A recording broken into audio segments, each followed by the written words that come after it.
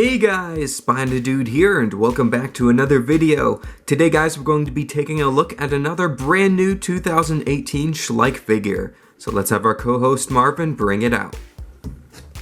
Thank you, Marvin. Alright, so today guys, we're going to be taking a look at this. It is the brand new 2018 Schleich Tawa. If you've been staying tuned to the channel, you'll remember that we got a package of two brand new Schleich figurines from 2018, and included in that box was this brand new figurine of this obscure dinosaur Tawa. I'm super excited to take a closer look at this one today, so without further ado guys, why don't we dive straight into the review.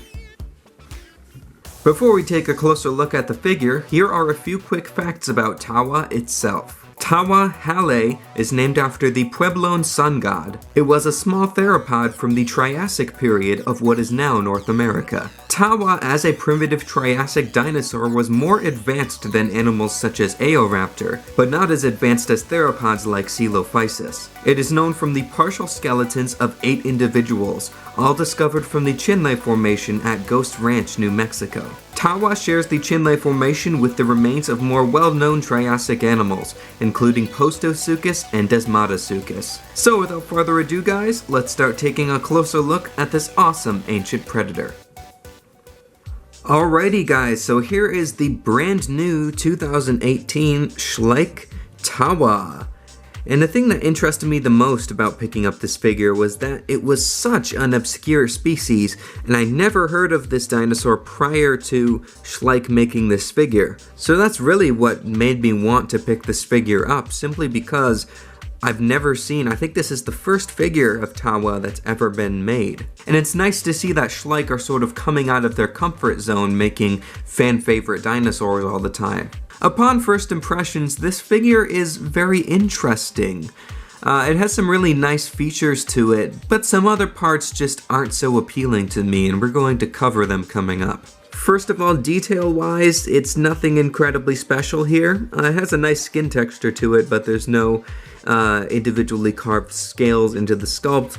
It just has some wrinkles and folds throughout the skin, and I have to say that this figure, this dinosaur here, looks incredibly thin, like especially in the midsection here. It just looks like the animal is almost starving, at least to me. Here's a closer look at one of the front limbs, and the hands are actually not pronated, which is scientifically correct, so that's nice to see. The claws are quite dull and are all done in a black color. Here are the feet on this Tawa as well. You can see that they have black claws just like the hands, and the feet are probably my least favorite part of this entire figure, because they are downright massive in comparison to this entire animal. Of course that means the animal can be balanced okay, but it just takes away from the overall more naturalistic feel that I think Schleich were trying to go for with this Tawa here. The tail is nicely done though and has a nice flick off to the side, and you can see that there are some quills or feathers on the end there, which I think is a very nice touch. Here's a closer look at the head sculpt on this Tawa figure. And I have to say overall the head sculpt is really nicely done. There is some notable shrink wrapping around the eyes especially, and there are no nostrils carved out onto the sculpt actually, and the teeth are actually not painted, which is slightly disappointing. You can see that they are just that tan color sitting in the mouth there. The fleshy bits in the corner of the mouth are unpainted as well, those are just in a tan color. But the only thing that has been painted a fleshy pink color is the tongue. You can see even the roof of the mouth is just a solid tan color. Also, the paint on this figure does chip quite easily because this figure does have a more rubbery feel to it than a hard plastic. So as you can see, just by rubbing my finger over the eyebrow on this Tawa, some of the paint has already been scraped off, which is unfortunate. One nice addition to the back of the neck though are these feathers or quills, which are very similar to the end of the tail. I think that adds a lot to the figure's overall look. Now the colors on this Tawa figure are nothing special. It's a very generic color scheme, and I think it kind of works out, but I sort of wish they added some stripes or spots or some kind of unique markings to it to make it stand out a bit more. You can see that the color scheme consists of this mainly chestnut brown across the body with a tan underbelly, and then the quills or feathers on the tip of the tail and the back of the neck are done in an orange color. Also, the pose is nothing special as well. It's just kind of a static pose for this animal. Looks like it's just standing, possibly roaring or hissing at something that's slightly off to the side. but it is a very stable pose because of these massive feet that it has. So it's good that it's stable for children and such, but for collectors like me, I think the size of the feet really detracts from this figure's overall look. Alright, so why don't we do a quick measurement of this figure? So Marvin, why don't you bring out the ruler? Thank you, Marvin. Alright, we've got our trusty flexi ruler now, so let's give this Tawa a measure. So in terms of the length from the tip of the snout all the way to the tip of the tail, we are looking at about 6.5 inches, which is around 14 centimeters.